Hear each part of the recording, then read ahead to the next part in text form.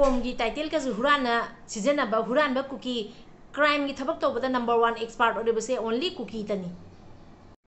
video से येंब होरसी पाइटे सारंबदु सेंगदरो हाइरिए मोय ngrangi program se huran mangatana participate tawram mare mada paite saba yaukiba do 24 hours manungda sengdoro haikre loina na Kuki मसेन से कुकी नते ना कन्ना दरबार तौनरी मारे हे अदो पाइटे नमु जोमी नमु कुकी नमु करी करी हाइनरी हेबसे तारसी सिक्रे हाइदे 1997 गी थादौ पाइटे क्लास तगे पाइटे से कुकी नते जोमी ने हाइना थादौना कुकी द सुया यादबने लोइन अदो असी हुरान ब मिनाई से मिनाई ओइरमे मार ओइरमदरे असी की मतंग दसु तामिनरसी District KR Lending asi Paumising Unaba Amada Union asigi spokesperson Boyes ko na Fondo Kibada Delhi dangarang pangthokiba cultural event amada kuki singna taliba tokaiba administration gi matangda kom frup ki fijesesin duna miyoi ama yaukiba adu furup asiga hiram amata da mari leina de furup asigi miyoi amata event adu da saru yakiba su leite social media gi platform khara da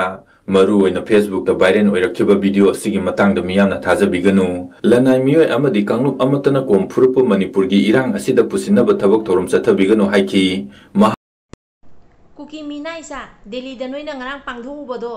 Meenai निना हुरान कोरान ना कदाइदगी मी खरा खोमजलगा नोइना सारुबदो कोम कांगू ने ना थोलकपा कोम सारुबदसु कोम कांगू ना कोम नते ना हाइबिरे अदो पाइते साबदु सेंगदोरो हाइरि अदो नोइ मसेन सम फुदतना ना scenario अदो पाउसे फजना अमता तारो नमाई पांदबा थी चाबा कुकी नोइ सि पाउसे ना फजना ताव फेसबुक ता नुपा मन दुगमा दिल्ली दा cultural meet amagi kuki jogi da akoi kom gi attire ma hapsilaga akoi sumba kuki ni joni haibagi matang da akoi kom union amadi people of Manipur gi lai akoi kom praja panam na senduk chari madudi haiba nupa na seliba phizon si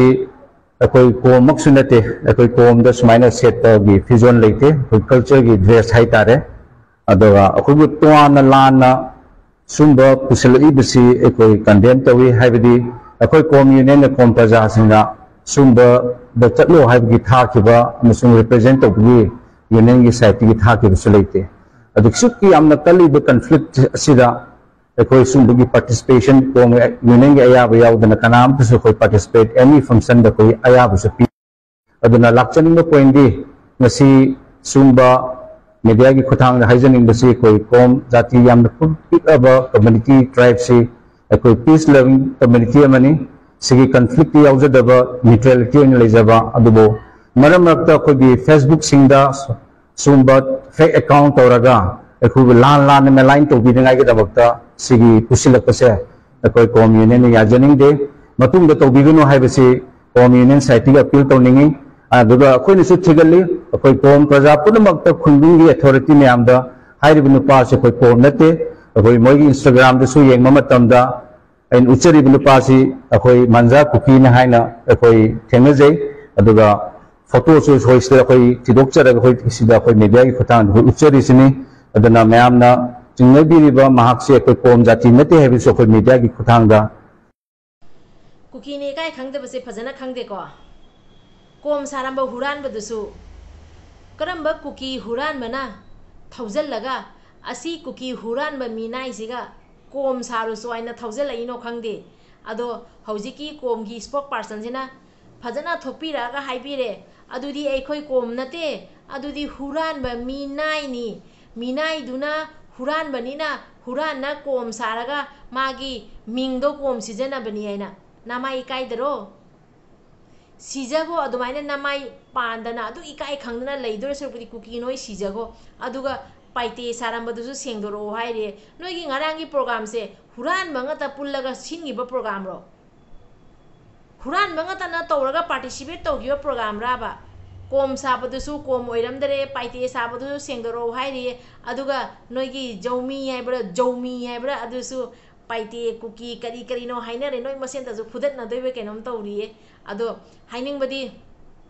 लोइना Swiggy काय खंगद्री बसे नरम लेतदना गाउना चले आइना अखोय लोय खंगी बनियाबा अदो assume नोय मसेनगी नोयगी चपचाबी सक्तम दो तौरगा लान तौगेरा नोय protest तौगेरा cookie की original सक्तम दुना तवाबा मी खोमजल नोइना cookie सुनतबदा cookie सालगा cookie Meenai हुरान बनोई दुमाइना मोइसिंगजु हुरान बा सानगे दि कदाइ दे यारकनी कुकी मीनाई नोगी खनबदा वाबी को पारी मोम चैनल सिबु येंबिरिबा मयाम पुना पुई काय खुमनजरी कुकी इकाई खंगदबा मीनाई सिंजिना तौरमिबा थबकसे अदुकी मति नोकनिंगबा अमसुंग तुकच्चबा फावरी मीनाई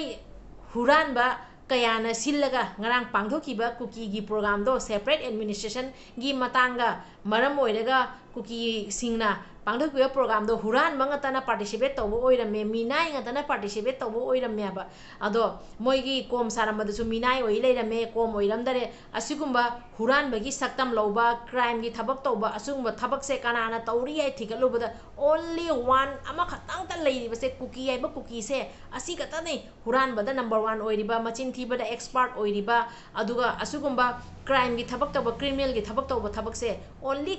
कुकी है कुकी से असी तनी हाइरी बसे अतई मोइदे साखोट पाबा थबक हाइते अदो कुकी मिनाई सा आइनो जिंग ngasi पुराय हुजी हुजी पुराइबा वीडियो से कुकी नोइ से असुकी मति इकाई खंगदबा नामाई पांदबा नोइ से सिजगी बना हेना नोइ से फारबनी है हाई गे ना वीडियो से पुरकपनी को इकाई खंगो नोइ लान से तौगे से कुकी की असेंग सकतम दो तौरगा लान दो तौरमसु फाबा एखोइदी मैतै की असेंग सकतम मैतै चनु मैतै निंगोन अखोइदी मैतै की असेंग सकतम लौरगा कंगली पाकना याई फरे इबुदो पाखंग मना याई फरे मैतै अथौ बना याई फरे असमाय HYBE ngamiaba ado kuki minai noina ngasi jawau toromba thabakse ngasi jawau do noi toromba thabakse kuki gi asengba afaba thabak amdang tawbo ubro minai huran ba chinthi ba asugba tani noina tawri base ado noi loi si kharo asi wase hagena video se semakpani dechinaw mayam kuki gi असुगुम्बा चिंथीबा video से मैं आंगे मफमदा थमजरकपनी दोइचिनाव ma'am अखोय नुंगाइ जाय फना लेमिनसी चेक्सिन चेक्सिना लेमिनसी कांगले पाकना याय फरे इबदो पाखंग मना याय फरे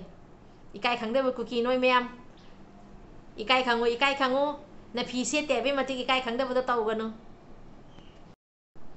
इचिनाव मैम पारी मोम चैनल सिबु येंबिरिबा मैम पुना मकी मफमदा पारी मोम चैनल सिगा सोइरा यावखिबा क्या लेरेगा सो ngakpi waina येंबिरिबा मैम पुना मकी मफमदा इकोंग नोंजरी इबदो पाखंग मना याय फरे कांगले पाकना याय फरे